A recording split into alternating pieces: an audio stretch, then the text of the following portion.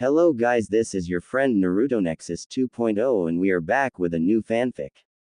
Which is what if Naruto returned as the powerful emperor of the West? Part 1. And if you enjoy this fanfic then please press the like button and subscribe to my channel for more fanfic like this. And now start the fanfic. Autumn had settled into the lands of the elemental nations, and yellow and red leaves were falling down within the Senju compounds, having dried out of life. And the only one to watch as they were falling was one of the few occupants of the estate and officially the last of Senju clan alive, Tsunade Senju, former 5th Hokage, or a former active Hokage as she was also known now, who sat outside, a sad and solemn look upon her face, a teacup at her side, and a photo in her hand, a photo of better times, one of the last happy times for her.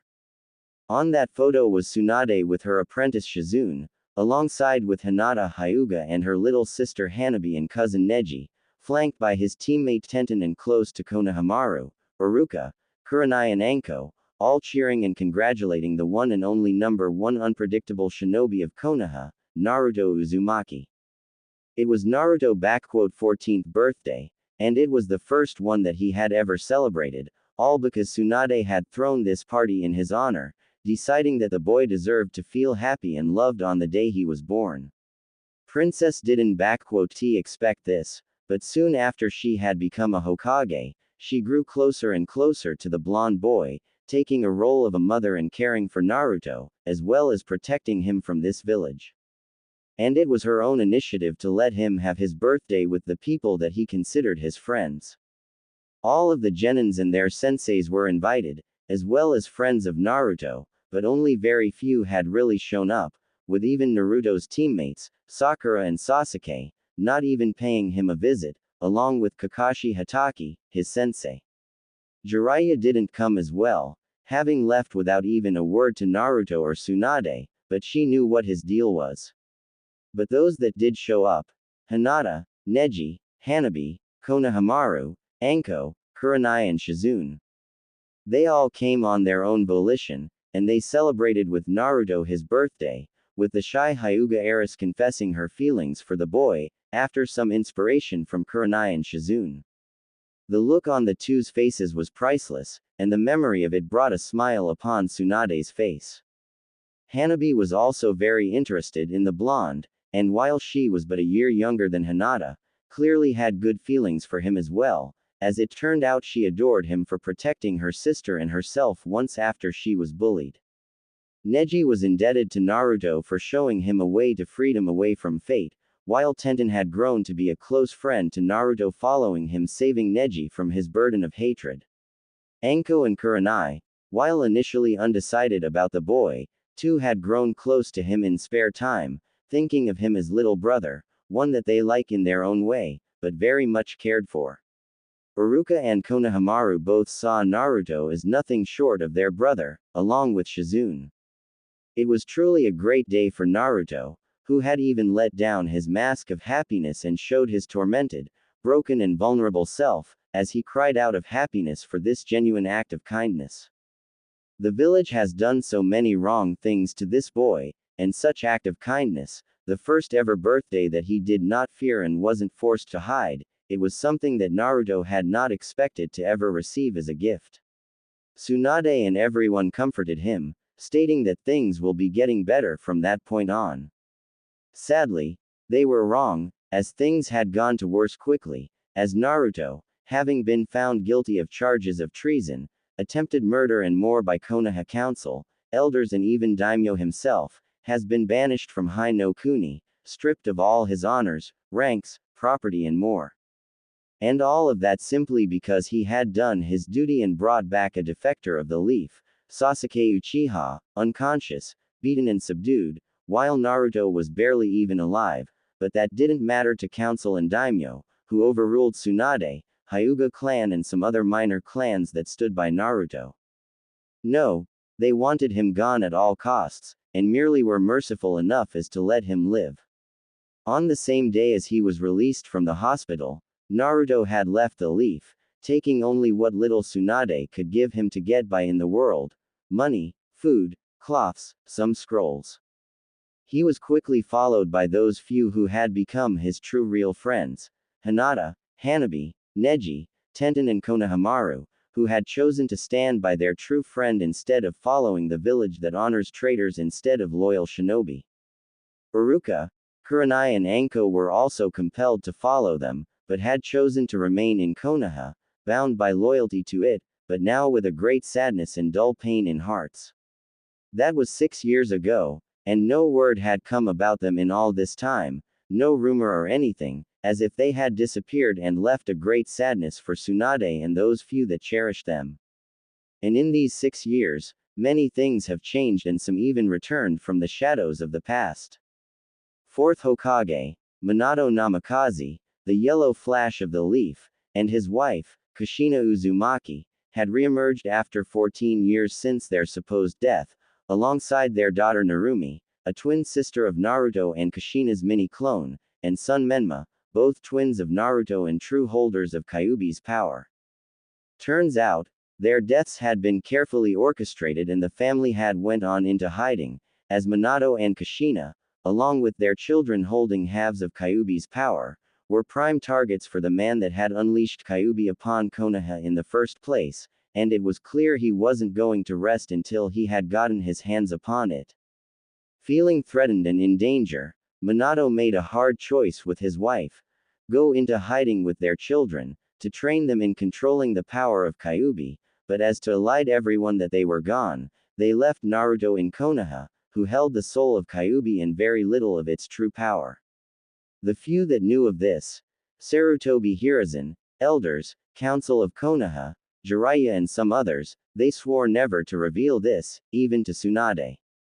The day when they all had returned, Konoha celebrated like never before, while Tsunade was furious, livid, and completely mad with anger. Now she understood why Naruto was so poorly cared. Why did council dispose of him, holder of Kyuubi? He was merely a tool, a decoy that had played its part and was disposed of, no longer of any use to Konoha.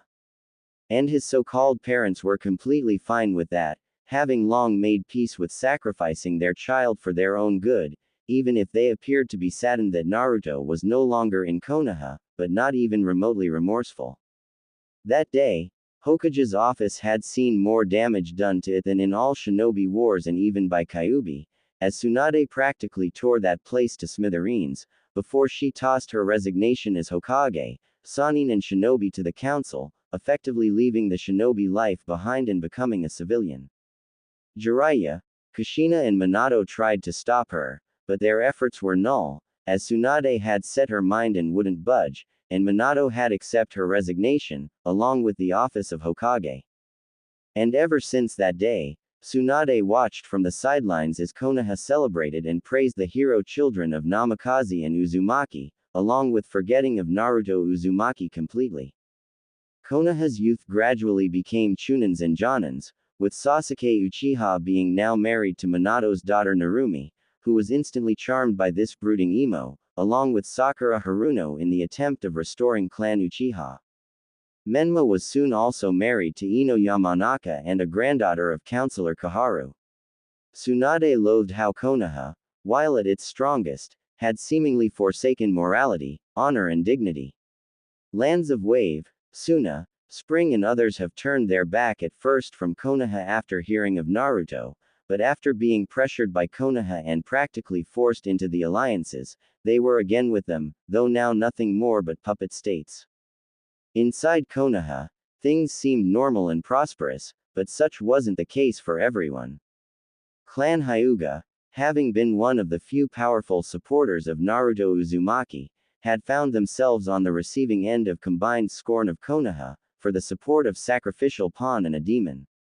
And the situation within the clan wasn't exactly a stable one either, as the clan had split in between the main house faction, under the leadership of Hyuga elders and their puppet clan heir, and Hiyashi's faction, with practically all of branch members and some of the more progressive Hyuga main branch members included.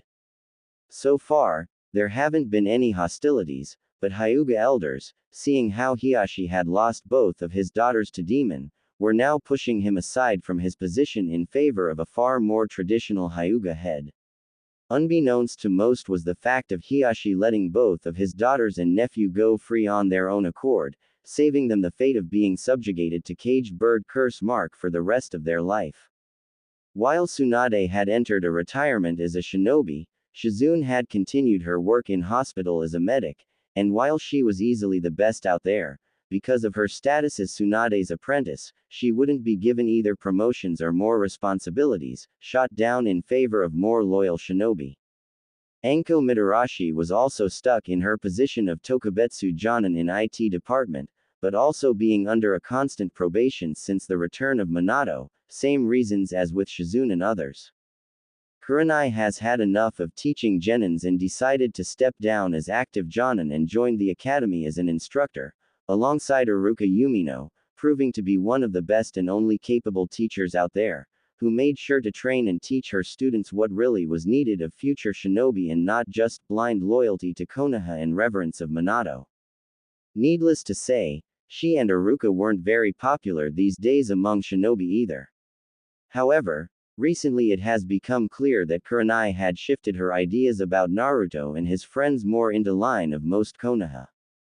Akatsuki had continued to pose a serious threat for some time, but something had happened to them, as they were now gone, with the last report of their activity coming in just 7 months ago, where it was said that leader of Akatsuki was found dead. Somebody had been hunting Akatsuki down and destroying them, one by one, but by whom? Tsunade had hoped that it was Naruto doing his part in the grand scheme of the world, but there were no clear evidences. The only thing that was clear is that Akatsuki, once one of the most threatening forces in the world, was now gone, and Konoha was at its strongest with the most beloved and powerful Hokage in their history. And Tsunade was one of the few people that still clung to all that Konoha had forgotten, and loathed how ruthless, aggressive and dishonorable this place has become. Tsunade took a sip of her tea, when she heard her apprentice come out of the house and speak to her. Lady Tsunade, there is a man outside. He asks for an audience with you and insists upon it. Shizune said to Tsunade, who simply looked at her with a bored expression and spoke up. Send him off and tell him that I am not in the mood. I don't care if he is even a Hokage or whatever. Tsunade had grown quite spiteful of visits over the years, considering that most of them were those of Kushina, her children and other people that had betrayed Naruto and what True Leaf had stood for. I told him to go away, as you've asked me before, milady, but, Shizune took out of her pocket something and showed it to Tsunade. He had this with him. Shizune handed over the item to Tsunade, which immediately made her eyes go wide and mouth agape. In Tsunade's open palm laid her former necklace, one that she had gifted to Naruto for winning the bet. She knew that there was no other like it and that the only one belonged to Naruto, who had left with it the village. And now, after over 6 years, it once again was in the hands of Tsunade. Her form shook a little, as she instantly stood up and practically stormed the compounds, without even a word to Shizune. She rushed towards the entrance into the estate, desperation and hope both present in her eyes and posture. Could it be him? Could her surrogate son have returned? Or has someone found it upon his dead body and decided to give her the news? Hundreds of suggestions and questions raced through Tsunade's mind, and she stormed right towards the entrance, where she found a young man, dressed in a pseudo-Anbu black wear, with a black coat over it all. He had long black hair, straight and coming down to the beginning of his neck, with 2 bangs on other sides. Tsunade immediately froze in her place, as she recognized the man before her. Itachi, Uchiha, she muttered in shock, with the said man bowing before her. You are alive. What in the world are you doing here, in Konoha? A pleasure to see you as well, Lady Tsunade. Itachi said to her in a polite way. I understand that you have many questions, and I intend to answer them all, but it would be best if you had let inside. I had to drop my henge before you, and I do not wish to be seen, if I can help it. Tsunade stiffened up quite a bit, looking at the man that had slaughtered his own clan, but she knew the true reasons for it, so she let him in, and soon enough, with Shizune joining them, they sat in the guest room. Thank you for receiving me, Lady Tsunade, Shizune-san. I understand that you have questions as to what I am doing here and how did I come across First Hokage's necklace. Start with the latter, Itachi, and if I find out that you had a hand in Naruto's death, Tsunade was practically ready to destroy this man, but Itachi stopped her as he spoke up. You need not to worry, Lady Tsunade.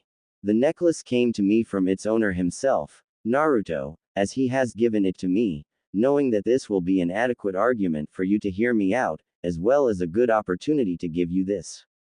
Itachi pulled out of his pocket a scroll and gave it to Tsunade.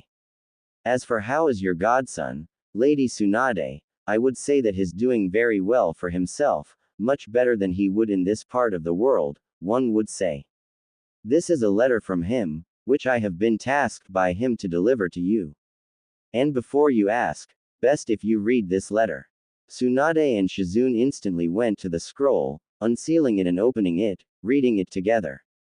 For good 10 minutes as Tsunade and Shizune had read this letter, the more and more their amazement, relief and shock grew, as the contents of that letter had revealed to them just where their beloved blonde and his company were, what they had been up to and why he has decided to reach out them now. Tsunade was in a state of shock as she discovered where her surrogate son was and who he was now, as well as just how much he has changed. It was clear to hear that he was no longer the same little blonde, but a completely different person. The letter clearly didn't contain all the information and everything that Naruto had wanted to give to Tsunade, but even from this piece of information, it was clear that he has changed, drastically, and forever. As Shizune and Tsunade had read through and through this letter, they looked up at Itachi, now understanding as to why he was tasked by Naruto of all people to deliver this message. Former Sannin spoke up to him. So, the man that has been reported dead for 6 years was out in the western continent all this time, Tsunade chuckled at this one. There were reports that you and your partner Kisame had met your end at the hands of Iwa's Anbu, with a dozen shinobi falling dead before you and your partner were killed. Those Anbu were present at the moment I have decided to shift my allegiances, since I needed to make it look believable. Itachi simply stated mysteriously. My time with the Akatsuki was up and I could see that any longer would only be to my detriment, and considering how Konoha has dealt with my clan and how Sasuke has turned out, I decided to follow along with your godson to the west, where he and others decided to start anew, completely. And, in my personal opinion, he has done extremely well for himself in the West, or Eriador, as it is known to them, actually. I'll say, Tsunade said in a bit of shocked voice, reeling with all the new information she and Shizune had learned. All this time, all these years, I had thought that he was somewhere out there, alive. I knew in my heart of hearts, but I didn't expect that he would end up out there in the West, the place that even Rakudo Sennin hadn't dared to venture to. They say that place is a completely different world to elemental nations, and that people there do not even hold chakra there or that monsters populate it. Many of stories are exaggerated to the point of absurdity, while many others hold only bits of truth. But a complete truth, the truth of that place is that Eriador is at least 7 times the size of this continent, and that it is populated by many, many peoples, and not just humans. That piqued the interest of Tsunade and Shizune when Itachi spoke of it. I once thought that world was still a very much unexplored place, but when I and others had gotten there, I understood just how right I truly was. Eriador is the land that is as alien and foreign from elemental nations as it was once hostile and violent. I am sure that you remember that the age of Sengoku had ended not even a century ago and how devastating it was. Yes, it had ravaged lands and countries in its wake, hundreds of clans battling each other just to see who is stronger. Tsunade had stated, and this Eriador is no different. Was, until a year ago that is. Itachi simply said to Tsunade, who nodded to him. Only the scale was much, much greater and numbers were not in hundreds, but coming close to hundreds of thousands at times, with whole nations, kingdoms, even races battling each other, for over 700 years, after the First Empire broke apart. When we first arrived there, it seemed like better would be to simply return, but Naruto, he truly is the most unpredictable man on the face of the world. Instead of fleeing, he stayed and did something that nobody had done before him. He united that land, founding what is now known as Second Numenor Empire there, with himself as its emperor and lord protector of races populating it. But, with the size of that continent and possible numbers of shinobi, how in the world could Naruto do all of it? Shizune simply couldn't understand it, with Itachi smiling a little to her. Shizune-san, did I say that there were shinobi out there? Itachi said to her, with Shizune looking shocked, along with Tsunade. In that land, the only shinobi that you could find there, are that had long fled there from our continent, or those that now serve Emperor as his secret, shadow defenders. There are no samurai either, not like ours. Things are completely and utterly different out in Eriador, and as for how Naruto has managed to do it all, he merely did what he always did best: rally the people, inspire and give them hope for better, show them that there is a better way of life. He casted aside such things as nationality, race, kingdom or nation, introducing a simple, yet powerful and mighty concept, a rally call for all, one Eriador. One Numenor, one nation for all, equal and just. I can assure, it had taken a great deal of persuasion, trials and tribulations, but with each battle fought and won, king, count, tyrant and more slain and surrendered, with each new ally, those words became the echoing soul of new empire. An empire, to which the emperor now wishes to welcome you, Lady Tsunade and Shizune-san, as well as a few others, those that have given him hope for the better tomorrow.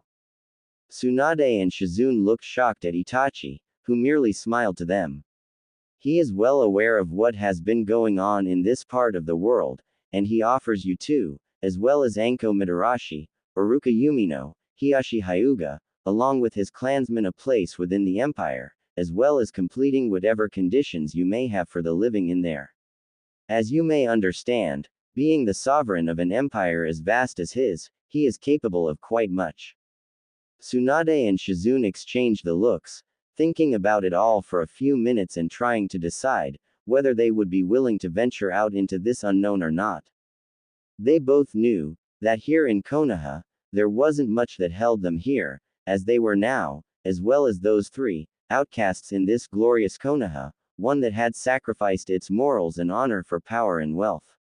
A place that honored traitors and cowards over heroes. Truly, the Konoha that Tsunade and Shizune once knew is dead and out there in Eriador. Maybe. Tell me, what are Naruto's overall objectives with this continent and Konoha, Itachi? Tsunade asked of him, with Itachi simply answering to her. I am not completely aware of his intentions, not in details, but from what I know, he wants to establish peaceful and trading relations with several of countries out here, along with establishing a trading company for intercontinental trade.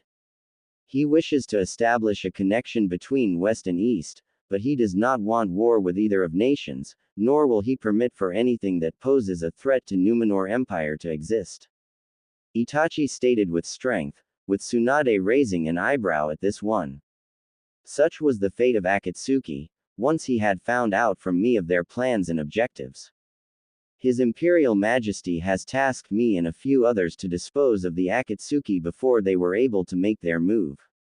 Given the fact that his spy network is most impressive, my intimate knowledge with how Akatsuki operate, their members and the level of skill and power of me and my companions, such task was relatively easy to accomplish, but crucial nonetheless.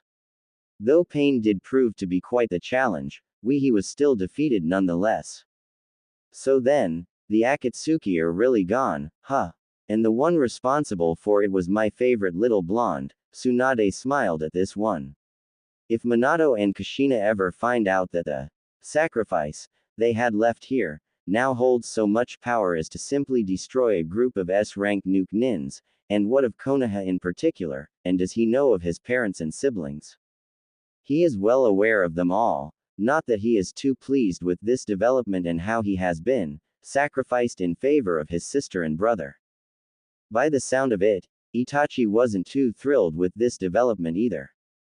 Hai no Kuni he considers to be not as worthy of attention as some others, though he does intend to open a trading office in here as well, while Konoha, in his opinion, is too small of a place to give a thought to. Considering that he rules an empire that is at least 8 times the size of Hai no Kuni and has to deal with threats from both north and southeast to his empire, he simply finds no time to spare a thought to a place whose size is comparable to that of a small city in his empire. However, in my personal opinion, he won't be making any alliances and friends in here, considering the reports about Konoha's recent aggressive and expansionistic tendencies. Reports about Konoha's political and militaristic subjugations of Wind, Spring, Wave and Tea are quite unsettling to say the least. Even though Numenor and elemental nations are separated by more than 370 miles of ocean, Naruto, as a leader of empire, wouldn't like to suddenly find an aggressive and powerful force, bent on expansion through conquest and subjugation. He has enough concerns keeping him awake at nights as it is. I'll bet. Running a single village, a shinobi one at that, and running an empire the size of which is bigger than an entire continent, he must be drowning in paperwork alone. Tsunade let out a dry chuckle, with Itachi also chuckling to this one. Fine, let's say that I agree, along with Shizune here and others. How are you going to get us out of Konoha and into your empire unnoticed? Even more, how will we even get out of Konoha, as the matter of a fact? Do not worry about that detail, Lady Tsunade. As I have said earlier, Eriador is worlds different from elemental nations. And out there, people have found quite the ways of transportation, one of which would put Yondaimi's Hiraishin to the test and shame even. Now, what would be your answer? My clones have already reported to me that the others are at an agreement, which leaves only you out. Tsunade and Shizune look surprised at this one, but they've figured that Itachi would be one to get things done in quick and orderly fashion. Lady Tsunade, I think that we should go. There isn't much left for us to do here, and even council and civilians themselves have shown to us all that we aren't exactly welcome anymore here. Maybe, with Naruto in the west, Shizune thought that she would need to convince her teacher, but Tsunade was already there with her. Count me in, Uchiha. Tsunade agreed. Now, how are we getting out of here? Later. That evening. What do you mean vanished? Minato Namikaze, 4th Hokage and the greatest hero of Konoha, was utterly shocked and furious, as he received the report from his Anbu about the sudden disappearance of Tsunade, Shizune, Anko, Iruka, Hiashi and the majority of Hyuga clan out of Konoha. It was easily the most unbelievable thing that could have happened, since there were absolutely no evidences, leads or anything for that matter to indicate that they had left the village. Aside from the lack of their belongings in their respective houses, raging members of main Hyuga branch and their colleagues, nothing indicated that those people had left Konoha in any way. It was as if they all had just gathered in one place, according to several witnesses, and then they were gone, completely and without any trace. Minato, being an expert in Fuinjutsu and one of the only users of Hiraishin, thought that there was some form of space-time ninjutsu involved, but there were no ninjutsu that could teleport people of such quantity over any distance and not alert the barrier corp of Konoha, and here. Council is not going to like this, but still, considering that all of them have been outcasts in Konoha, for their views on state of business in Konoha and outside, maybe it was even for the best. Less of those that opposed Minato's views on Konoha and its expansion, and he didn't even have to weed out the possible political opposition. Clan Hyuga had suffered a serious blow, being now only at its 12th of power, but this was also to Minato's favor, as it would seriously limit otherwise powerful and influential clan, and even allow him to gain a much greater control over it. Although, he still couldn't think of what could have been the reason for those particular people to disappear, aside from the fact that they were outcasts and all of them were still openly talking and remembering Naruto, the son that he and Kushina had sacrificed for the benefit of Konoha and their family. Maybe it was the latter, but perhaps he was overthinking it too much, as it was clear the boy was dead and other defectors with him as well gone. He and Kushina were saddened at the fact that they couldn't ever see him ever again, but, from what they had learned from council and clan heads, he wasn't much of a sight to behold, nor was he even worthy of his name or name of his mother. Overall, his loss wasn't as significant as one would think, and it was, essentially, his destiny, designed by him and Kushina, to be sacrificed in favor of his siblings with power of Kyuubi. So, in that regard, Naruto has done his duty and was no longer needed, and with his disappearance, this meant an unneeded loose end cut. Minato drew his breath, as he thought about this whole situation again and spoke up to his Anbu. Triple the security around Konoha, alert all of our outposts and checkpoints, as well as alert all our teams out there. Send out search teams outside and check their houses again, find anything on where they could have gone out.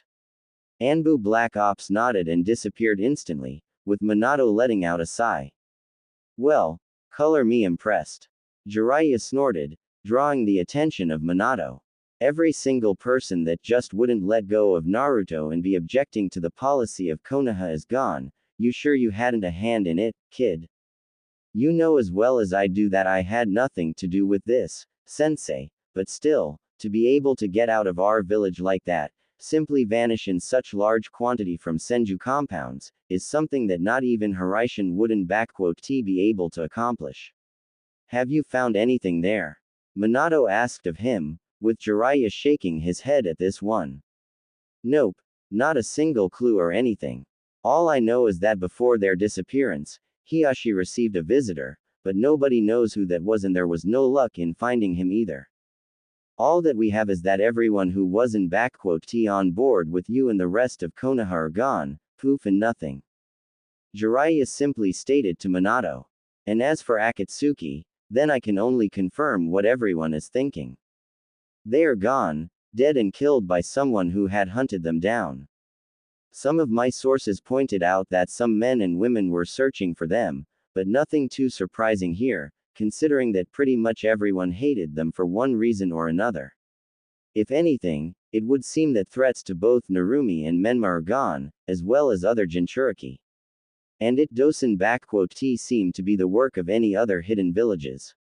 I'll keep an eye out if something comes up, but other than that, I would say that Konoha is in the best position ever.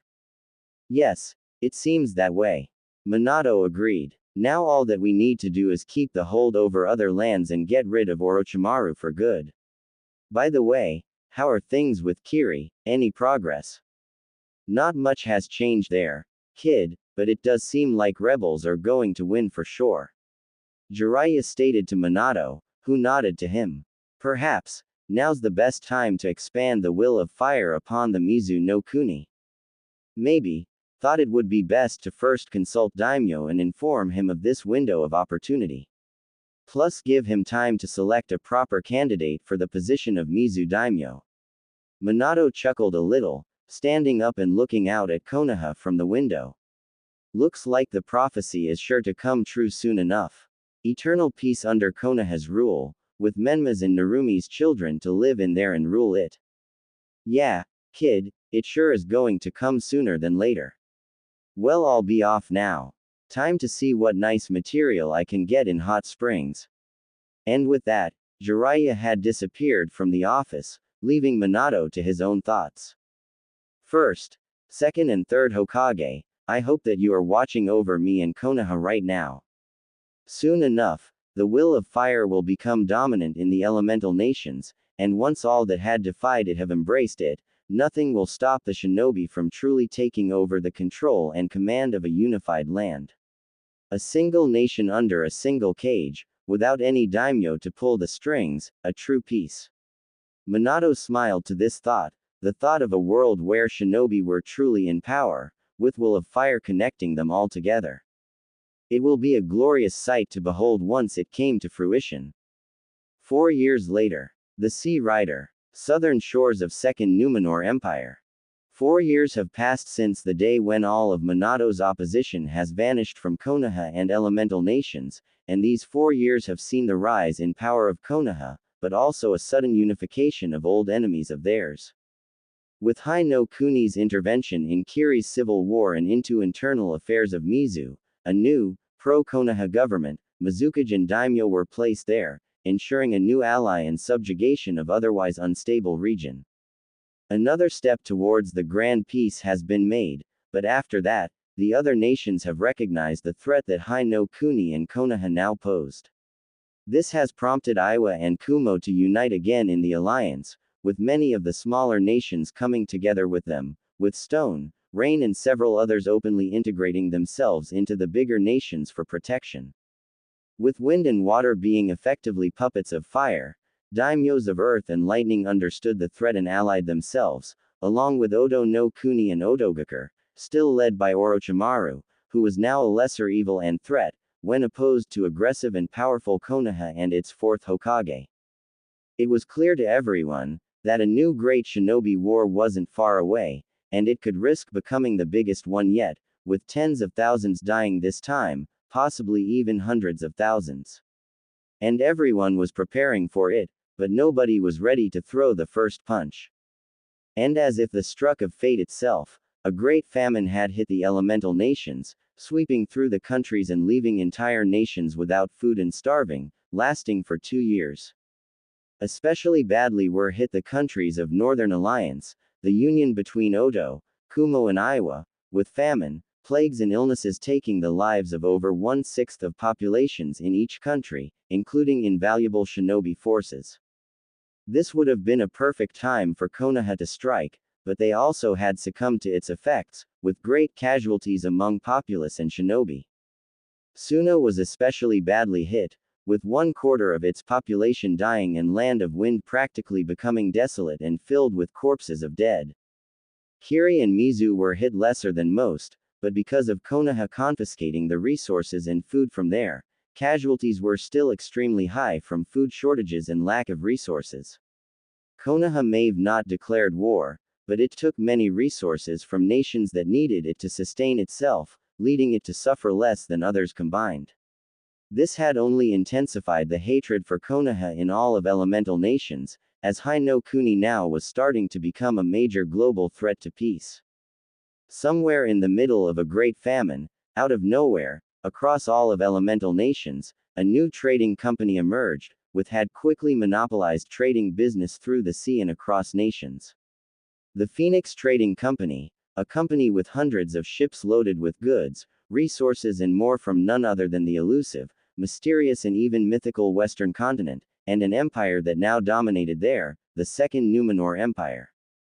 The revelation, that out in the West, lies a nation so powerful and mighty, that it has called itself an empire, has shook the elemental nations to the core. A completely new, unknown and yet extremely powerful player in global scheme of things, it has completely changed the balance of the world. From what traders and officials of Phoenix Company told daimyos and Cage, the empire had no interest in invading and attacking their lands, instead opting to opening trading, economic and diplomatic relations, with nations welcome to send their envoys and diplomats to establish official relations with empire. Daimyo of Fire had initially shrugged it all off, thinking of it being not worthy of his attentions. However, the situation changed when reports came in, that lands of Iron, Sound, Lightning had sent their official diplomats, envoys and even managed to establish embassies in the capital of the empire, Numenor City. The news of this, along with apparent rumors that that emperor has been sending humanitarian help to the nations of Northern Alliance, helping them recover from the Great Famine, have infuriated Daimyo and he demanded an immediate envoy and diplomatic mission to Empire from Konoha, with demands for opening a direct trade, a consulate and abolishment of trade with all of Northern Alliance, as well as the demand for humanitarian help from Empire as well. For this mission, Daimyo decided to send Minato himself, along with Konoha's elders and some of his officials. Minato, Konoha's elders, his wife, son and daughter with their spouses, along with Sasuke, Sakura, Jiraiya, Asuma Sarutobi and Kurenai Uehi, Kakashi Hatake, Might Guy, Shikamaru Nara, Kiba Inuzuka, Rock Lee, and Daimyo's officials, accompanied by a squad of Anbu Black Ops, were now on board of Sea Rider, heading towards the Numenor city and were due to arrive within a week, having departed almost 2 weeks ago already.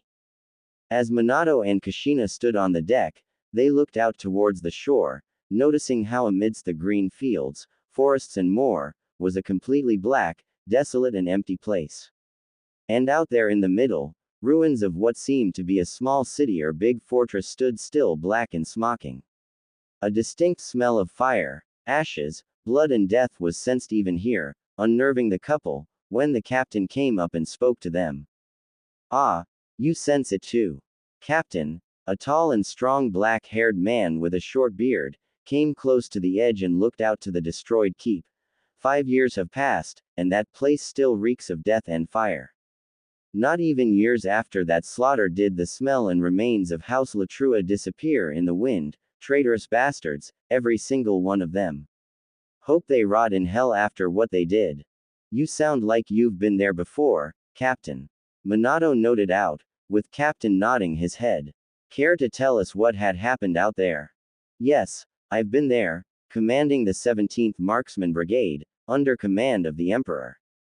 My brigade has fought at his side throughout all of battles in the entirety of the Great War, from first battle at Pinewood Ridge to the Battle of Sirens Keep, which you see out there, and what remains of it. Captain said to them, surprising the Hokage and his wife, along with other passengers that were close to them on the deck. Once one of the oldest and most powerful citadels in all of Numenor, now a reminder of Emperor S justice and vengeance, as well as the example to all those that dare break their vows and laws of men. You have fought alongside Emperor. What is this guy like, and is he a shinobi? And just what did he do that place and what happened there? Without much of tact, Menma instantly asked of Captain. From the looks of it, he had pulled out some crazy jutsu upon the people out there to make it look like hell without flames. Don't know jack about those jutsu of yours and don't care for 'em, and as for those shinobi business, the Emperor is not an assassin or spy.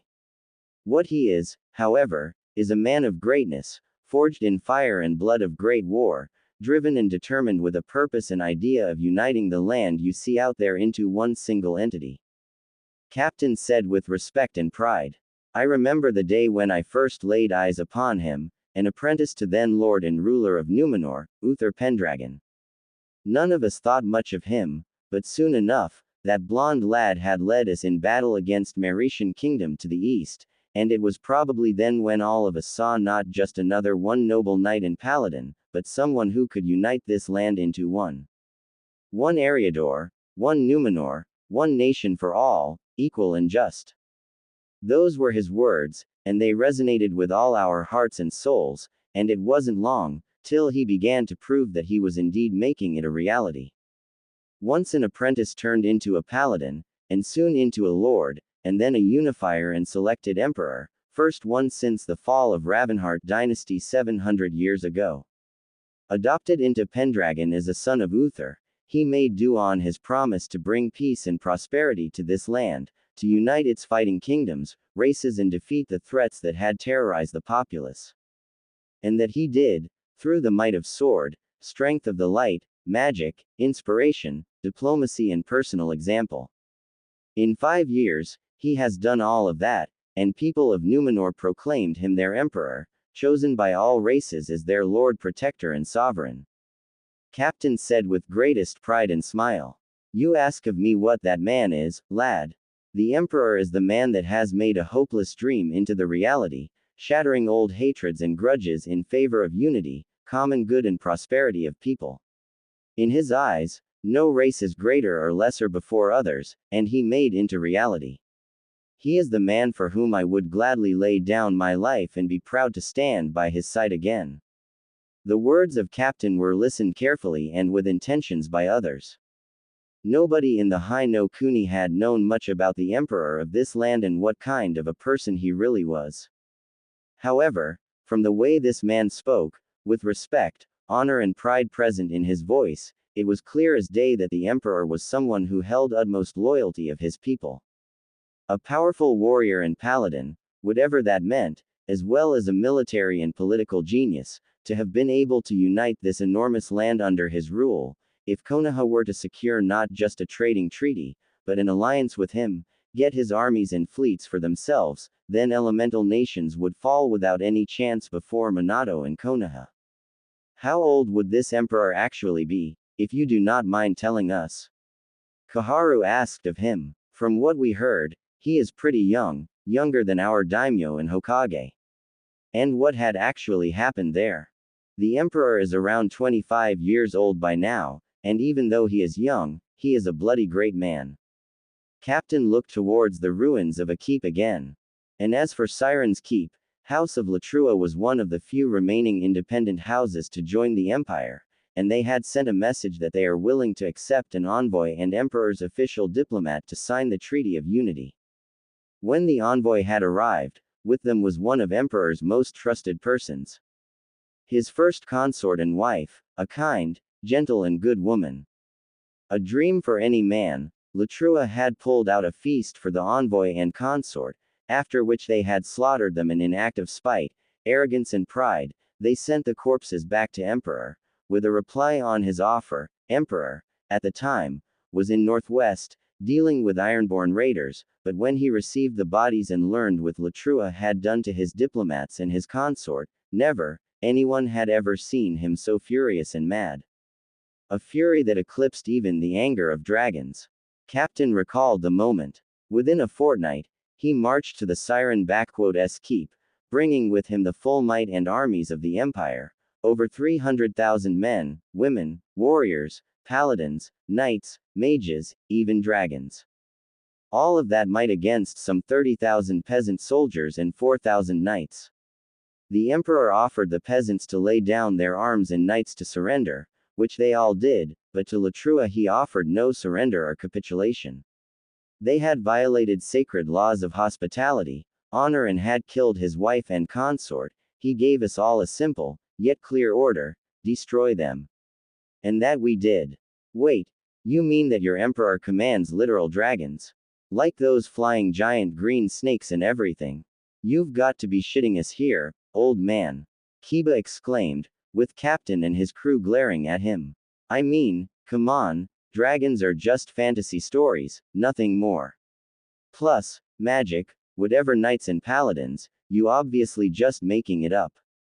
After all, shinobi and samurai win battles and wars, not some fantastic beasts and imaginary heroes. Lad, let me ask you a question here. Am I from your continent, and are in there? Captain asked of him, with Kiba shaking his head. Right, we ain't there, and here, in Eriador, things a hell of a different from your east. You folks may have your shinobi and samurai all over the place, with that chakra and whatever, but our people here. We also got whatever that chakra, but we also have magic, power of light, elemental powers, power of nature and primordial, or arcane power. Aside from humans, we've got here also high and night elves, orcs and dwarves, among other minor races, and we most certainly have dragons, beings of pure magical power and might that could destroy countries in their wake. And our empress, may light protect her, is a bloody dragon, the black dragon queen of black flight, Semiramis. And before you ask, dragons can turn into beings of other races to blend in, and she, along with her black flight, is one of the reasons why our emperor has united this land, as she has joined him in his quest, as this was her own desire to see the land united too. These powers, all these races and even dragons, we knew that things could be different here, but to think that are more races here, and there is different kinds of chakra. Quote. Minato's mind raced at what he had just heard. If the emperor were to allow Kushina and Jiraiya access, we could easily obtain the needed information and knowledge to use this magic, as he speaks of, and it does seem like that people here even somehow mastered senjutsu, if that power of nature is anything to go by. And in return to this, maybe we could offer him our knowledge of chakra and perhaps a political marriage, since Captain has mentioned that Emperor has multiple consorts. A bloodline member, perhaps someone from Nara clan or Yamanaka clan, to sway Emperor in our favor for good and promote Konoha's interests. Yes, that definitely would work. So, these lands hold a great variety of sources of power and even dragons, all of this must belong to Konoha and put to use for it. Danzo already thought about his own plans. Once we reach the capital, Using Koto Amatsukami on the Emperor will be child's play and Konoha's positions shall be unrivaled. The resources of this land will also work for the betterment of Konoha, just like all those other villages and nations now do. And with the might of Numenor Empire and its vast resources, nothing will stop Konoha from rising above the petty and weak daimyos and claiming its rightful place as world's true empire. If he had an entire army of such powerful beings, he should have just let them do all the work. Had it been me, an Uchiha, I would have had united this land in no time, with such an army, worthy of true elite. Sasuke arrogantly stated, with Captain looking incredulous at him. If those dragons are as powerful as you say, then by using them, this emperor of yours should have long burned away those that dared opposing him. I certainly would have. You, an Uchiha? Captain asked of him, with Sasuke arrogantly nodding to him. There are Uchihas in the east as well. I thought they had long killed each other, considering what some of my Uchiha friends had told me about M. Wait, you mean that there are Uchihas here in the west?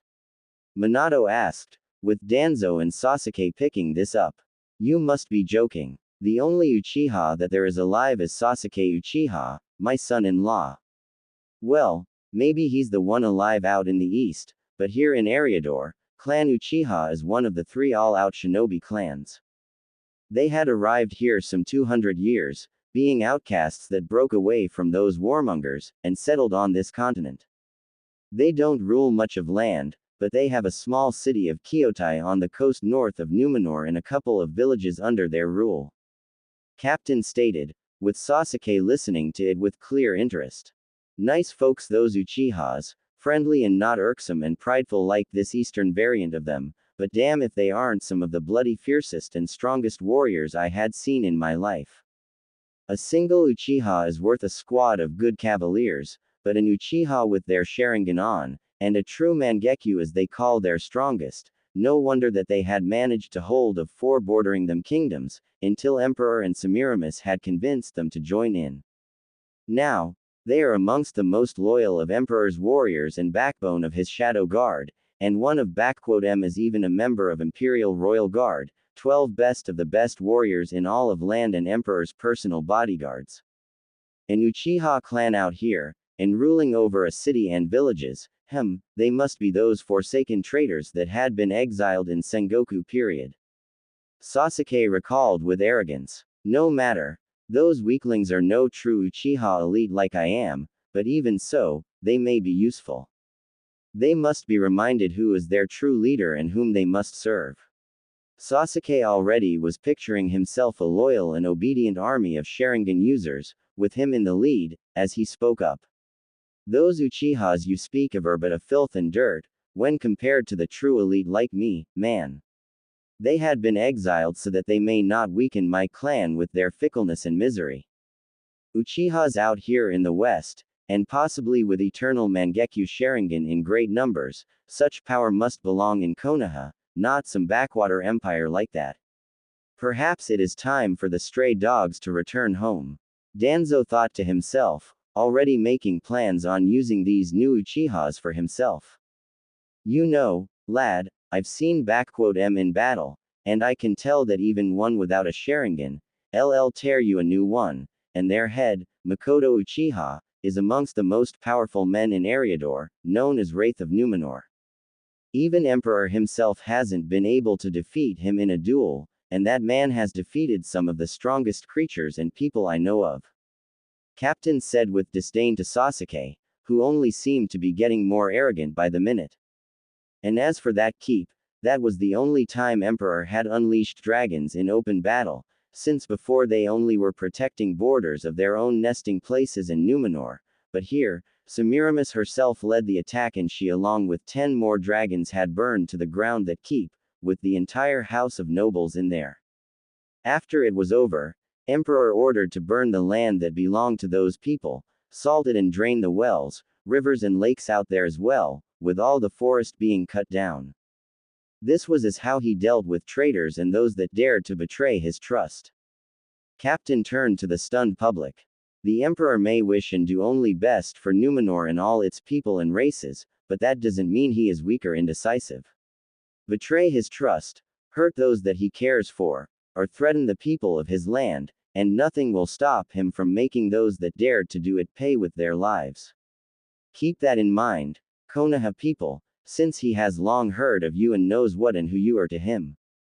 From the way this guy speaks, sounds to me like those dragons are pretty much like Biju, but only far more numerous and intelligent, and their strongest is the Empress. If they were capable of leveling that place uninhabitable in number just 11 dragons, and there are possibly more of them, then it is obvious that angering Emperor is the last thing to do. Shikamaru has made conclusions in his mind about it all. Still, a separate Uchiha clan out here, with their own lands and serving to Emperor, Sasuke will no doubt try to show off his authority to them, and Hokage might even try convincing them to return to Konoha, but I highly doubt that they'll want to go back to elemental nations at this point.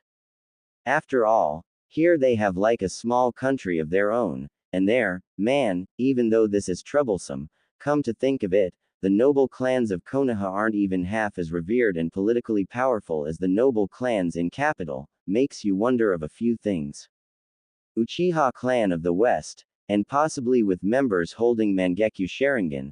I recall reading of exiles from Uchiha clan that disappeared, but now it seems they've been doing quite well for themselves here. With the Sasuke now the only Uchiha in Konoha, convincing even a portion of these Uchihas of West to come home to Konoha could prove to be another turning point in Konoha's path to victory. Minato was already seeing an opportunity of having more Uchihas in Konoha, fighting for the will of fire. You've said that Uchihas were one of the shinobi clans out there, what are the other two? Council Homura asked of Captain. Oh, the other two. Well, the second one is Uzumaki clan, who are situated on Isle of Kai, northwest of here and close to Kyotai. Kushina widened her eyes at this one, as did others. And the other one had arrived here just some 4 years or so, the Hyuga clan, situated in Numenor City directly. Those Uzumaki fellas are pretty hot-headed, but also real tough and sturdy, plus loyal to a fault, being out from the east, having fled it after they were betrayed by their allies and having settled close to Uchihas, and nowadays those two clans are pretty much inseparable. My dear wife Rinko is actually one of them and she works in Ministry of Trade and Exchange. They were actually among the first to join the Emperor and his cause, apparently recognizing him as one of their own or something. That's impossible. My clan, the Uzumaki clan, it was destroyed during the war. I saw how the island of Whirlpool burned from the ship I stood on. Kushina shouted out at Captain, who shrugs it off. Rinko did tell me that lots of her clan mates died during the attack on her original home, but about half of clan made it out here and settled in close to Uchihas. Captain simply states to Kushina and others. You can ask the head of Uzumaki clan and a wife to Makoto Uchiha, Kaoru Uzumaki about it all. She is also in Numenor, representing it there. Kushina stiffened up when she heard that name. Kaoru, my little sister. Kushina was in shock at hearing this name.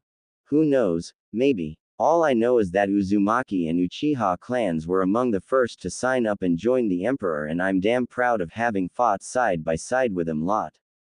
Captain said with respect towards them. And as for those Hyuga clan. The Uzumaki clan is out here, and the Hyuga clan too. Quote. Minato was in shock mentally. Those Hyugas, could they be the ones that had disappeared from Konoha 4 years ago? If so, would that mean that Emperor had a hand in their arrival here? But if so, what would he gain from them, and why and how would he be able to do it, being thousands of miles away from Konoha? I'll have to find out about it, but more importantly, if those really are the Uzumaki from elemental nations, then they would most certainly would like to go back their home, and with Konoha's protection, they wouldn't want to say no to this. Plus, they weren't here as long as Uchihas, so not much of roots have taken place here, and there ought to be those that remember Kushina as the heiress to clan, and she could effectively take control. And if we are lucky, the Uchihas will follow, since they are so close to each other as it seems. Emperor wouldn't have much saying in the internal matters of clan, so there is that. This is going to be a very fruitful embassy. The Hyuga clan is a clan of Konoha, and those must be the deserters and traitors that fled it years ago. Koharu spat at the mention of them. The emperor will need to give those traitors back to Konoha, so that we may punish them, or else I might just throw you lot out in the ocean for sharks and nagas to feed upon. Captain was deadly serious, as he and his crewmates were all loyal to their sovereign, surprising Konoha delegates. The Emperor isn T bound to you, Konoha people, and as sure as hell ain't obligated to do anything, and if I hear even a word of threat towards I am and his family, you can bet your asses will be out of my ship in no time. Trust me, I and my men here, we all served and fought alongside him, and we will fight and protect him even in peace. In confirmation to the captain's words, people rallied closer to him, standing near him and in clear readiness to execute his order to throw these people off their ship.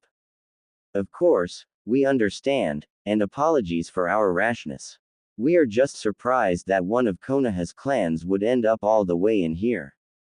That is all. Minato had tried to defuse the situation, with Captain simply answering it. Don't know much, but rumor has it that those Hyuga clan weren't very much welcomed in your lands, so Emperor offered them and a few other people place in here. The council and Hokage were surprised to hear of it. From what I know, Clan Hyuga have been more or less integrating into police force of Numenor, but most of them some that are into trade, farming and diplomacy, with their heiress, Lady Hanabi Pendragon, being Emperor's consort and head of foreign affairs and diplomatic relations. Ah, if only Lady Hinata could vase seen her sister now, when the name of Hanabi came up, and then one of Hinata, everyone's eyes went wide and shocked, for it meant that they, and possibly Naruto could have survived here. Hanabi Hyuga is alive, and she's even a consort to Emperor. Wait, what was it about her sister Hinata just now? Did she like those other friends of the fox demon die out here, or did they make here all? Sakura asked of Captain, who glared at the Pinkett. You better watch your mouth, girlie, Captain simply said to her. The fox demon and his friends, as you call 'em, are nothing short of legends and heroes of our empire. Each and every one of 'em have made sure to bring order and stability upon this land, standing as Emperor's closest allies and friends, and all but one had lived through it all. Lady Hanabi Pendragon, Emperor's consort and diplomat, voice of peace and reason in matters of politics and one who had brought in night elves through negotiations and peaceful integration. She is Emperor's voice and nobles, elves, even orcs respect her wisdom and shrewd mind on things. Gabriel Windrunner, or as he called himself Konohamaru and whatever else, adopted brother to Emperor and his closest friend, Emperor's hand and one of two most trusted and powerful, after Emperor and Empress, people in Empire, his will-bearer and closest of advisors. He stood by Emperor's side through the entire war and is even a brother-in-law to him, for he is married to a younger sister of one Emperor's consorts. It is from his hands have I been gifted with this. Captain unsheathed his saber, gilded in gold and silver, made of steel of moon coloring. Honorary weapon, crafted in steelhorn, dwarven capital, with Emperor's own name upon it, congratulating me for my services.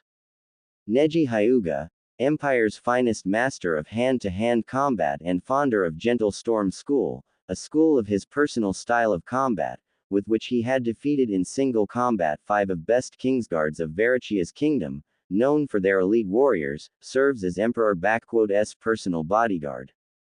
Lady Tenten Hyuga, wife to Neji Hyuga and Empress personal guard and mistress of 100 weapons, who single-handedly dealt a killing blow to a chieftain of Aben Axe Orcs, stands as Empress personal guard. And then, Captain let out a saddened sigh, as he looked out at the burned grounds. Then there was Lady Hinata Hyuga, gentle and kind lady, who believed in peace and unity even more than Emperor at times. She was a warrior, but she was able to stop wars with just words and gentle grace, and Latrua had spitted on it all, when they butchered her with such cruelty and savagery, that when her body was brought to the Emperor, the keep we stayed in had shook at the cries of rage and anguish. The only time when anyone had seen Emperor so defeated and weak was at that day. Lady Hinata was loved by all of us. Elves, dragons, dwarves, soldiers, peasants, nobles, you name it. But none loved her more than Emperor. For what Latrua had done to her, he made them pay, every single one of them. Captain again turned to the people around him and spoke up. Before ya all ask, everyone in here and there on continent have heard their tale and how they left the east, alongside the so-called fox demon you call him. So a word of advice. You try and insult them or the man they followed, be ready to pay with your lives for this. They are legends, heroes and have earned the love of this land and its people, and none more so than Naruto Uzumaki. Captain saw deep surprise upon the faces of Konoha shinobi and counselors at a mention of this name. I think I'm done talking. Time to check up on the maps. Wait. Just tell us, is our son, I mean Naruto, okay? Kushina asked of him, with Narumi and Menma, who didn't even consider their long-lost sibling for a brother, wondered why she even bothered. You speak so highly of his friends, but what of him? Him. Oh, he is well, I assure you, and he has played the most crucial role in all of this. Without him, there wouldn't be an emperor or the empire to begin with. Don't worry, sure when you get in capital, you'll get to see him and you'll learn what he has been up to. Captain simply stated in a mysterious manner, returning to his quarters, while everyone had their own thoughts about it all. Naruto is still alive, and it appears like he is Emperor's most trusted man, alongside Hiruzen's grandson, or however he calls himself. He may've left the shinobi world, but like Sensei likes to say, you can't take a shinobi out of a man. Minato simply thought as he was calculating what he would do. With Naruto and his friends so close to seats of power, it would be easy for them to convince the Emperor and Empress of what needs to be done for the good of Konoha. All I need to do is show Naruto that his family is ready to accept him, so I'll need to talk to him. He may be a little mad, but he is sure to listen and understand what is best for his family, him and everyone. And if he is close to Uzumaki and Uchiha's there, then all the more reason for him to get back to Konoha. My son, even though your services for Konoha were no longer in need, you still can bring what is best for Konoha out of this situation. Perhaps there was more to you than I originally thought, beyond of your initial destiny. Naruto, Kaoru, my clan, my family is still alive and is out here, in the west. Kushina thought to herself. All this time they were here, on foreign land and away from their true home. Don't worry, my son, sister, once I'm there, I'll beat that emperor to a pulp, but I will get you and our clan back home, Databane. So the Dobi is still alive and is close to that weakling of an emperor. Figures that losers will stick together. But all this talk about Uchiha is here in the west and the empress. She must be very powerful for a dragon, and to command my clan into battle.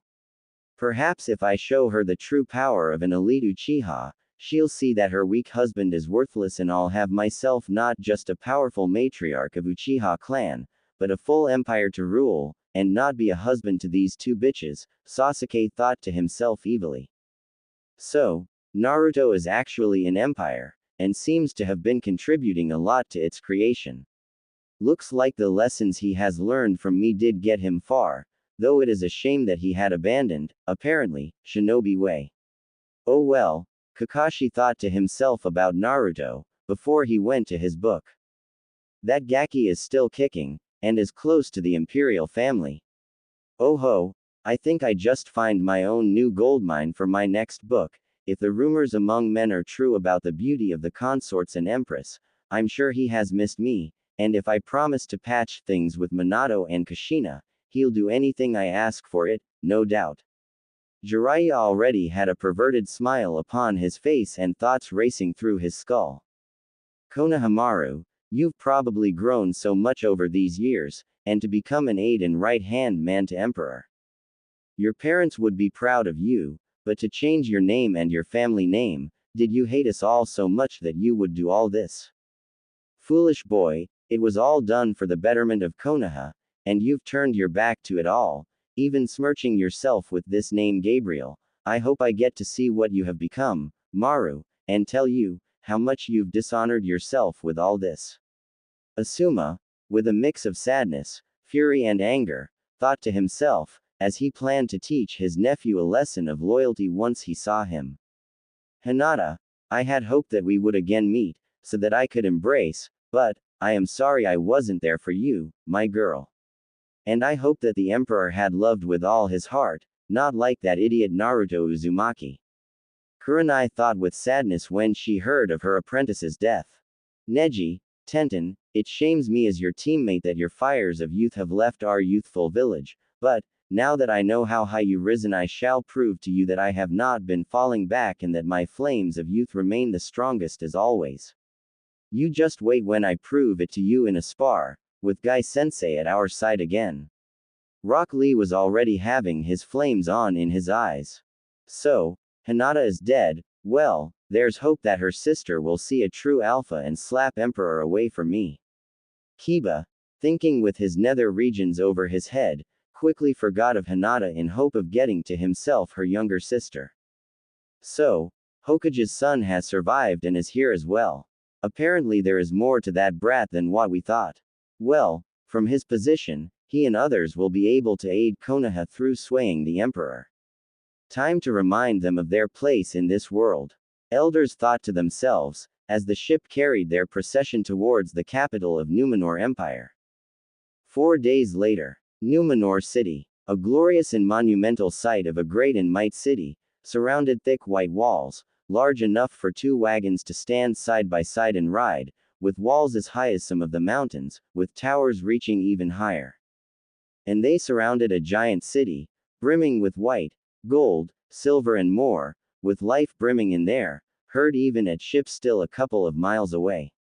The size of Numenor City was astonishing, bigger than the capital of Hai no Kuni, possibly even larger than all of Konoha with its training grounds.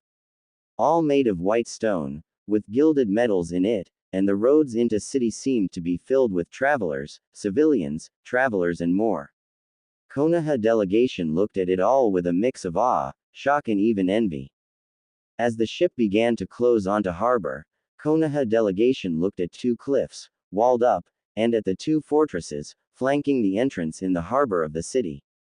Manned, massive and standing proudly displaying the might of empire to all that wished to make an entrance here. The distance between the 2 was probably less than half a kilometer in sea, but they still seemed very close and overlooked the seemingly tiny ship as it passed into the harbor. The Twin Lions Fortresses. Captain called the fortresses to Konoha's delegation. The on the left is the North Lion Fortress, and on the right is the South Lion Fortress. Imposing, ain't they? Each has a garrison of a brigade worth of men, and is armed with 80 cannons on each, all loaded, primed and waiting for whatever poor sod decides to escape or force his entrance into the harbor. About 40 of those dwarven killing machines are looking at us right now. Why would someone build such massive structures, if there are no catapults? And what are those cannons you speak of? Kushina asked of Captain, who looked at her, as if he was told the stupidest thing ever. What? Are they some kind of better catapults or something better than those archaic things? Well, they ain't catapults, but something really better and more powerful. I just need to remind myself that you are just the tourists here, that's all. Captain looked up at the North Lion Fortress, seeing a special signal over the battlements for him and his men. Okay. Hard to starboard, boys. Greg, lead us to first Royal Pierce. Captain gave out orders. Looks like Emperor has decided to honor you, Konoha. Of course he would. He is to meet the most powerful and prestigious people in his life. Koharu stated in a prideful manner, with Captain simply shaking his head at this one, as the ship was reaching the end of their destination. The first Royal Pierce resided the nearest to the Imperial Palace, a massive structure, a third citadel on the city, walled, with towers and a great massive castle standing proudly. The palace seemed as massive and imposing as it looked grandiose and great, being large enough to seemingly house all of Konoha inside with more than enough place for some additional guests. There apparently was a big garden close to it as well, as it overlooked the harbor, filled with trees, green and lush with flowers, a truly marvelous sight. As the ship was docking, Konoha's delegation saw that they were already being expected, as a group of men, dressed in steel plate armor from head to toe, armed with shields and spears, with a sword at their side. This seemed almost laughable to Shinobi, to see people dressed in so much steel, that they wouldn't be able to even move in it at all, much less run or fight. Sasuke even laughed openly at them and their attire, with Sakura, Kiba and Menma following the suit. In their mind, the only true warriors were Shinobi and only, so these people looked like barbarians to them and were nothing short of idiots, completely ignorant to the fact of complete cultural, philosophical and overall core differences between East and West. However, their attention was soon on someone else. Namely, three persons that stood behind the soldiers, who formed up into two lines and made a passage between them for the delegation. The first one was a young, beautiful woman, dressed in white and violet long, tight dress with the violet pattern on her skirts and waist. Her figurine was one that would leave men dazed for days, with impressive bust, shown through the cleavage of her dress, long beautiful neck, wide hips and beautiful face, adorned with a small silver tiara with sapphire adorning her forehead, complemented with long flowing black hair, with two bangs on each side, and pale Hyuga eyes. Next to her stood a tall, handsome man with brown short hair, blue eyes, strong masculine build, bearing resemblance to Asuma, though a distant one. His dress was one of a plated white and golden armor, made in a form of scales of a dragon, covering his shoulders, waist, arms and legs, with scale and chain mails in between the gaps. On his back rested a long great sword, with a golden hilt in form of a dragon's head. And next to him stood someone that ladies of Konoha instantly grew jealous with, adding her to the Hyuga standing near her. It was a young, very beautiful woman, with grace and unparalleled attractiveness. Dressed in leather and chainmail armor, with a tabard over her waist, she still drew in envious sights, as her face was without any defect, with unnaturally blue eyes, long, as if whiskers of a cat, brows, and long, pointy ears. She, as they all recalled from descriptions of Captain, was a high elf, and apparently a warrior, with two short swords on her hips and bow in her hand with arrows in a quiver. As Konoha's delegation disembarked and came close to the three, they bowed lightly to them, before a Hyuga girl spoke to them. Lord Hokage, ambassadors, honorable guests from Konoha, their imperial majesties welcome you to Numenor City and our empire. I am Hanabi Pendragon, imperial head diplomat and ambassador, lady consort and their majesties' personal representative in foreign lands. Hanabi introduced herself with grace and respect, hiding away her personal feelings so well that none could tell. Allow me to introduce you Lord Gabriel Windrunner, Emperor's Hand and High Lord of Dundane and his wife, Lady Verisa Windrunner, Ranger General of Dundane and Lady Commander of City Guard. Said persons nodded, with Asuma not managing to hold it in him and speak up. Lord Gabriel, is that how you call yourself these days, Konohamaru? Asuma spoke out with contempt, with Kurenai already trying to stop her husband from ending this diplomatic mission before it began. Abandoning your honorable name, our clan name and even fornicating with some, inhuman here, all after running away from what has been given to you, your parents, my father, and everyone in Konoha, they would be ashamed of you. Hello to you as well, Asuma. I hear that you and Kurenai have married and are with a child now. I wish you and your child the best of blessings. Konohamaru. No, Gabriel replied politely with a strong and powerful voice, seemingly not even fazed by the insults towards him and his wife. However, Asuma, do recall that you stand on a foreign land, and you just had the gall to insult not just an honorable woman, but a decorated war hero, one of the great heroines of Empire, and my wife. Considering that you are new here, I will allow this to slide, but apologies are most certainly in order. With each word, Gabriel's voice grew in power and strength, and by the end even Minato and Jiraiya almost shook at instant fear. Asuma Sarutobi, please keep in mind, that unlike in elemental nations, Eriador is populated by more than just human race. And within Numenor Empire, insults and violence of racial and national nature are prohibited and punishable. Hanabi took word, making a point before Konoha. If the offended party wishes, you shall be incarcerated and trialed. You may be a part of diplomatic envoy, but you are neither a member of foreign government, participant in negotiations from your daimyo, nor you are a persona with special privileges, so you are granted no diplomatic immunity. Therefore once you are arrested, there will be trialed, I assure you. Asuma, please do not harden our work here and apologize. Minato commanded, with Asuma, growling, spoke up. I apologize for my earlier words, Lady Verisa. I have not assumed that there were other races, aside the human ones. Asuma grumbled out, with Verisa accepting it. I accept your apologies on my behalf, Asuma Sarutobi, but I would watch your mouth, if I were you. You will find that emperor and empire as a whole holds no kindness towards, narrow-minded and ill-mouthed. Verisa said in an insulted and cold manner. Should I find you insulting my husband one more time, guards and shackles shall become the least of your concerns. And for your information, insulting hand of the emperor is equal to insulting emperor himself. Asuma paled a little bit, as did the others at this one, while guardsmen were seemingly on the ready to apprehend them all. Now, Verisa, no need to scare away our guests.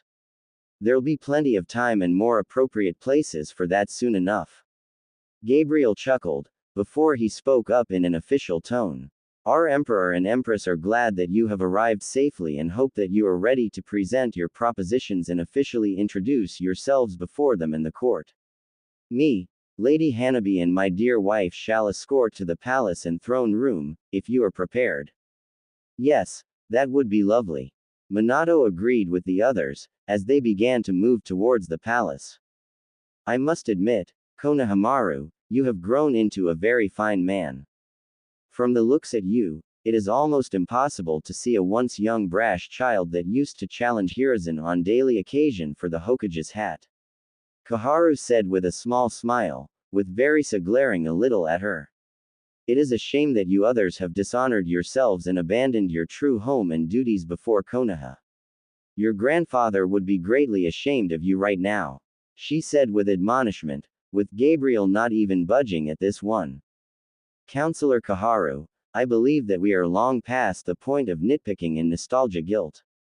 And for your general information, I go by Gabriel now, not Konohamaru, a name bestowed upon me and by High Bishop after I had converted into Light's Fate, and a name I am proud of. Gabriel reminded them all. My past name and previous deeds have remained in the East, whereas here I have made myself my own name and fame. And considering the fact that Hand of the Emperor and High Lord of Dundane are a higher in hierarchy, when compared to Hokage, I believe I have surpassed general in expectations of my persona.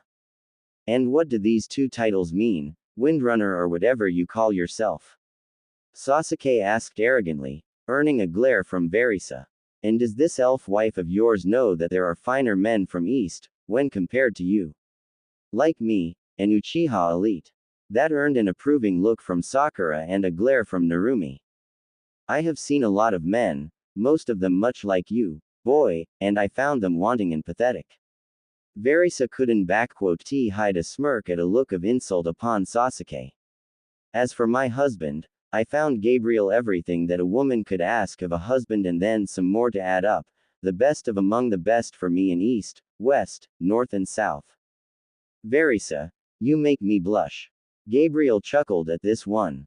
And as for the titles, High Lord is a noble title of a sovereign that controls a geographically and historically formed land, a small kingdom if you may. Dundane in one such kingdom, one of oldest and larger ones, bordering High Elves, kingdom. Your best counterpart to it will be a daimyo of a minor country, like a daimyo of Waver T. And as for Hand of the Emperor, it is a second to Emperor S title, his closest advisor, minister and so forth. You could compare to a title of Shogun of Daimyo, only with administrative, political, economic and military spheres of business included in. So, as you can see, in terms of status, Sasuke, I currently appear to be standing quite a bit higher than you and your Lord Hokage. Lady Hanabi here also is in a similar position as I am, though her holdings and title differ from mine. Hey, Hanabi, so I've heard about your big sis's death. A real shame, if you ask me, she was a rare beauty. Kiba decided to try his chance with Hanabi now, completely forgetting of tact and etiquette. Listen, why don't you show me and others around later on? I could tell you of the adventures of me and Hinata, plus we could. Kiba Inuzuka, in case you have forgotten, or simply did not take notice of, I am a married lady of noble position, tasked with many responsibilities and duties of great importance and urgency to the empire and crown. I have neither time, nor desire to forsake my vows to my husband and pursue any relations, romantic or friendly, with a person such as yourself. Hanabi said in a strong, diplomatic, yet completely harsh and powerful tone. If you wish to explore the city, I am sure you and others will be able to find a guide. And as for my sister and her death, address her name in my presence without respect next time, and you will find yourself in not so comfortable position and place, alongside your dog. Oh, come on Hana-chan, I was just trying to be friends with you and Kiba, shut your mouth already. It is enough you have the gall to speak so incorrectly to a lady, but also to be informal and so unofficial with her is an insult to her and you, so better keep quiet. Kurenai shut her former student, with Kiba mumbling something about playing hard to get. Lady Hanabi, what my ill-mannered student meant is that we offer you our condolences and sympathies concerning the fate of your older sister. We heard she was a great woman and what befell her was atrocious and inhumane. I personally sorry for what had happened to her as well. She was like a little sister to me. Kurenai spoke in a diplomatic way, with Hanabi responding. Thank you for your words, Kurenai. My sister always spoke only the best of you as well, and even here, she continued to follow your example, solving matters in less violent and more humane manner, as you've taught her. Hanabi said to Kurenai in a softer way. I am yet to match her in art of diplomacy, but I believe that her spirit is still with us, and protects me and our husband. I always thought that your sister was crushing on that idiot Naruto, practically being in love with him, but not to same extent as I and Sasuke-kun. Sakura said without any tact, getting glared by Verisa, only with far more hatred in it. Did that dumb fool run off for someone better, leaving her for this emperor guy or something? Though, with the way she dressed and how fat she was, only someone who simply pitied her would even hold her hand and. Lord Hokage, if you do not mind, please gag this woman before I send an arrow through her skull for these words. Verisa couldn't take someone insulting either Hinata or Naruto, as she stopped and turned towards Sakura, with Gabriel also looking stressed. I have seen harpies with more compassion, and those creatures are among the foulest I had seen. You say another word about Hinata, Naruto or about their relations, and I'll personally throw you in dungeons, but not before silencing you for life. Wah! Do you even know who I am, you pointy-eared? Suddenly Hanabi raised her hand, waved it, as a white-blue glow escaped it, and Sakura suddenly became silenced, unable to say a word or anything, with the entire Konoha's procession shocked at what had happened. Thank you, Hanabi. Another word from her, and this would be the shortest diplomatic mission in history. Verisa thanked her friend, while Jiraiya voiced everyone's question. What was that? Some kind of handless jutsu, or a fuinjutsu, but I didn't feel any chakra flowing here. Jiraiya spoke up, with Hanabi speaking up. What you have witnessed is what people of Numenor refer to as magic, an arcane magic to be more precise. I have a certain degree of mastery over magical arts, so I am capable of manipulating it into spells, conjurations and other forms. Hanabi informed them all. A silencing spell shall keep Sakura quiet for as long as I wish. Unlike in elemental nations, Eriador and its inhabitants possess a greater variety in sources of power, with chakra and senjutsu being only two of them here.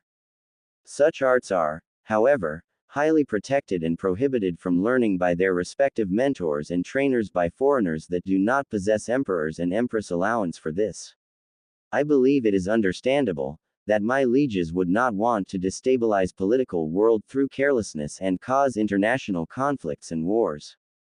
So do not expect to be allowed to learn anything of magic and its variations, as well as other sources of power. And I warn you, theft of material concerning those subjects, unsanctioned training in those arts by foreigners and other transgressions of similar character are punishable by death. This goes for you especially, Kakashi Hatake and Sasuke Uchiha.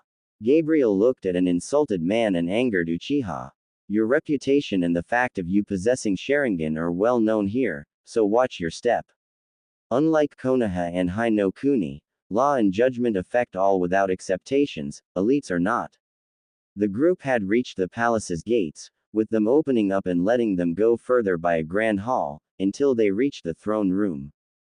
The throne room was every bit as great as it could have been, with high ceiling, large open area with tables, seats, chairs and pillars, on which hung the banners of the empire's subjects and domains, as well as empire's sigil, a golden lion's head on a blue field. The hall was filled with lords, ladies, elves, dwarves and even some orcs, who drew most of the attention from Konoha, with their green and dark brown skins, astonishingly strong builds, great heights and barbarian-like appearances. They reminded them of legends of Oni, only now they were made flesh. Not locking eyes on them for too long, Konoha proceeded ahead towards the two thrones, one white and made in fashion of lions and the other black and made in fashion of dragons, elevated by 10 steps above the floor level, with the black one being already occupied. In it sat a young, very beautiful black-haired woman, with long hair, with golden eyes, pointy ears much like Verisa. She wore black and gold dress, reaching to her ankles, tightly hugging her superb waist, large bust and most impressive figurine. She had an aura and looks of regality, a woman of truest power in every sense. Near her stood a young attractive woman with brown hair, made into a braid behind, dressed in a black and golden Chinese-style dress, with armored gloves and bracelets, standing near the empress and ready to strike if needed. It was clearly Tenten, but now she was grown and very different.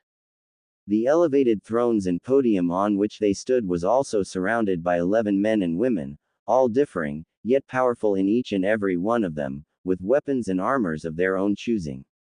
Humans, elves high and night, dwarf and even an orc among them, men and women, hiding away their faces and not.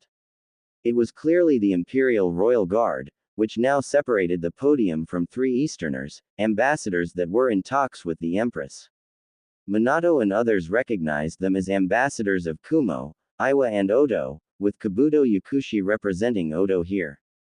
Your Excellencies, it pleases me and my husband to know that your respective nations are recovering from the devastating effects of plagues and famine. Empress addressed the ambassadors. People of Numenor have heard of the blight that befell your lands, and of countless lives lost. I hope that our assistance in combating the aftermath of this horror has been successful and that soon your countries shall thrive and prosper in peace and stability. Your Imperial Majesty, no words can express how much Kumo and Iwa appreciate the kindness and help you and Emperor have given us.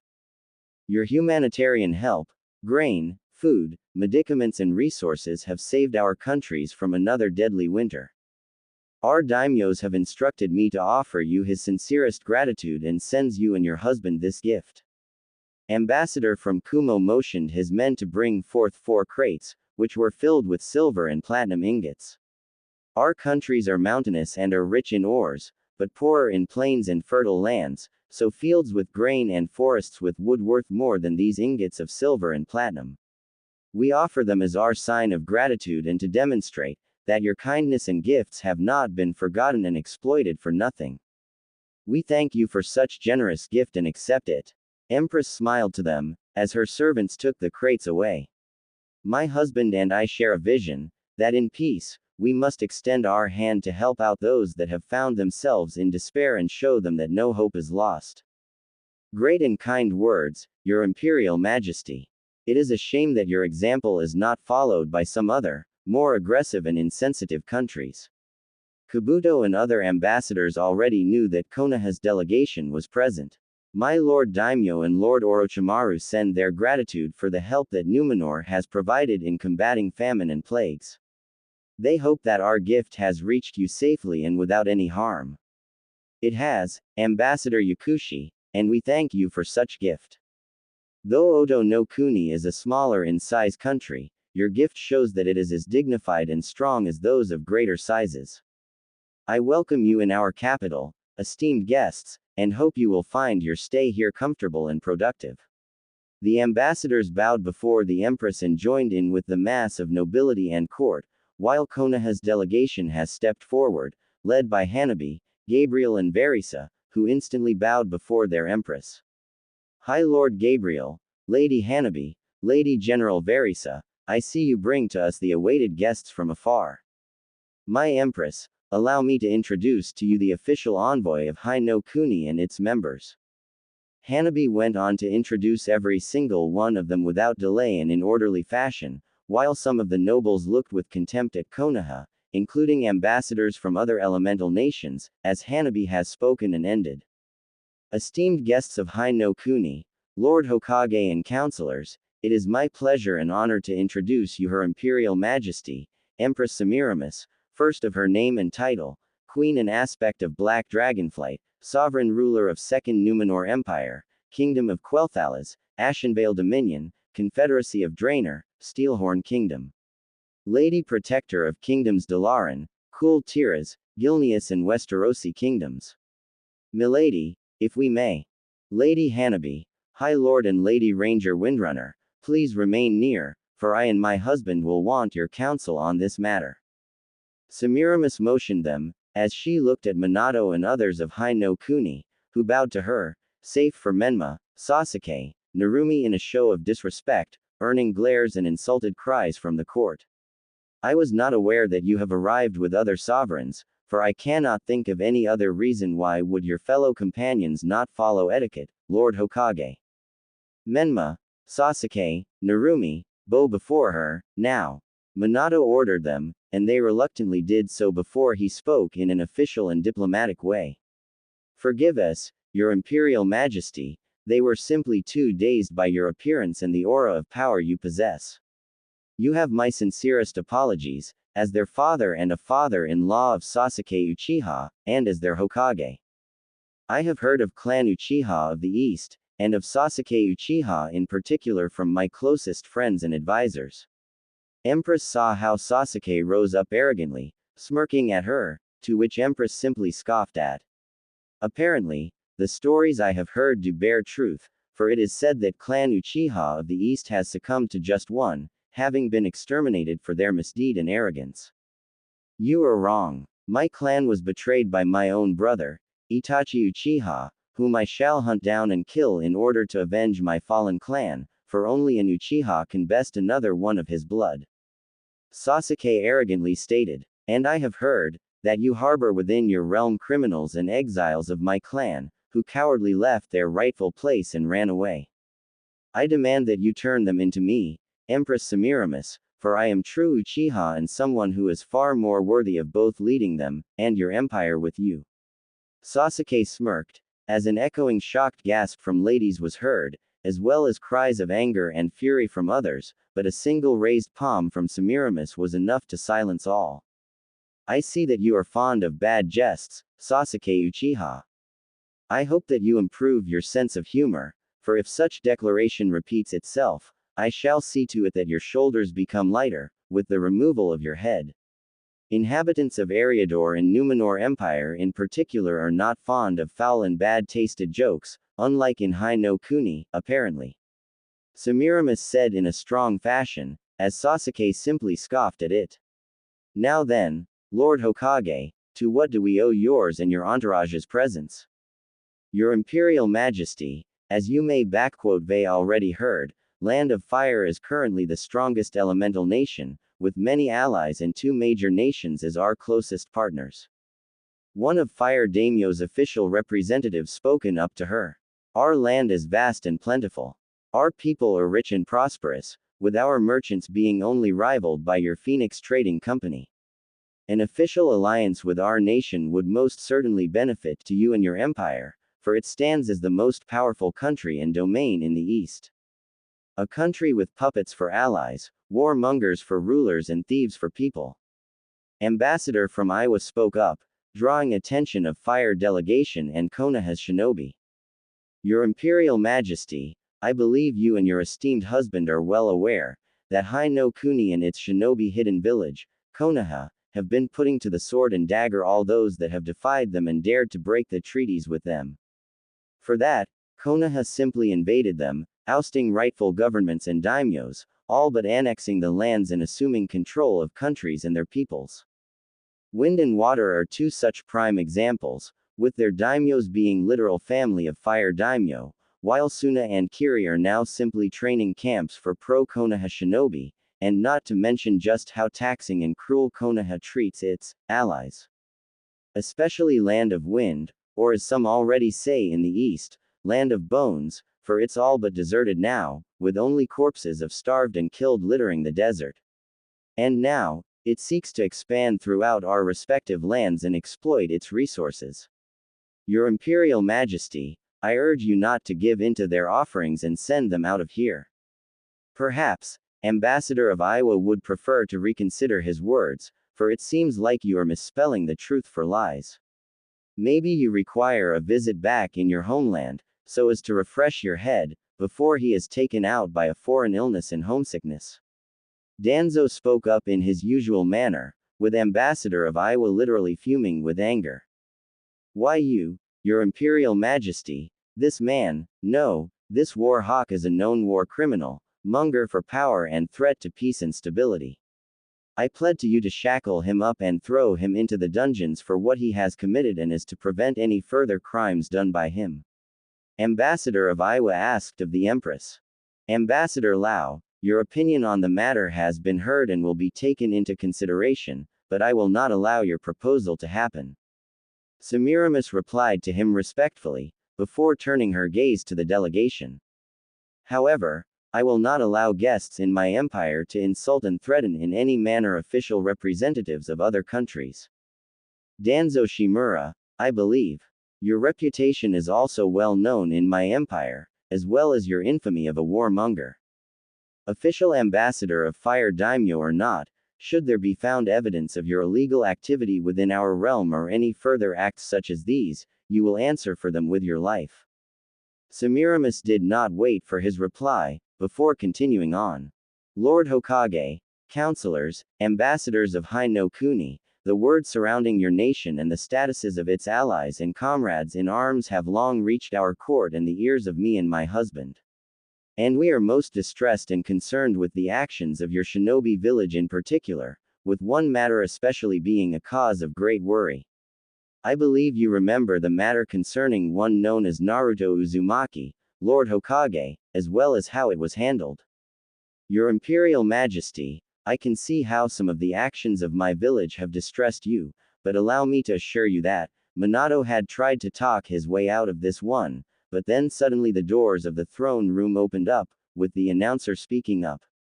Announcing, His Imperial Majesty. All of court and royal guards had bowed their heads in respect and honor, as the heavy footsteps stepped through the throne hall. Konoha's delegation decided to test their luck and looked towards the emperor, and instantly froze in place, as cold shock came upon them like a hammer. Through the room stepped a tall, handsome young man, dressed in blue-plated armor with chain mail in between the parts, gilded with gold, with lions as his shoulder plates, a strange two-bladed sword, with one blade being shorter than the other and both held by a glowing golden start built in just out of guard, and a queer handle resting on his hip. The man was tall, masculine and strong-looking, with long golden hair made into a ponytail behind, sky-blue eyes, and a handsome strong face, one that looked like a mirror image of Minato Namikaze, only stronger, more regal and powerful. He exuded an aura of might, dignity, power and absolute obedience and respect for his authority. As he walked past the delegation, he spared a little glance at them all, letting smallest of satisfied smirks appear on his face. Minato and Kushina looked in absolute shock at the man, while Kakashi and Jiraiya refused to believe what they saw, along with many others. Sasuke, Kiba, Sakura, Narumi and Menma were seething with anger, jealousy and envy, as they could not comprehend and believe that this man, this loser, in their eyes, was now the most powerful man in the world. Counselors were shaking in fear and anger at this man, including Danzo, while the rest Konoha's shinobi and daimyo ambassadors chose to be silent and shocked to the core. Gabriel gave only a short bow to him, with Hanabi following the suit, as Emperor's personal bodyguard Neji Hyuga took his post near his liege, who kissed the hand of his wife.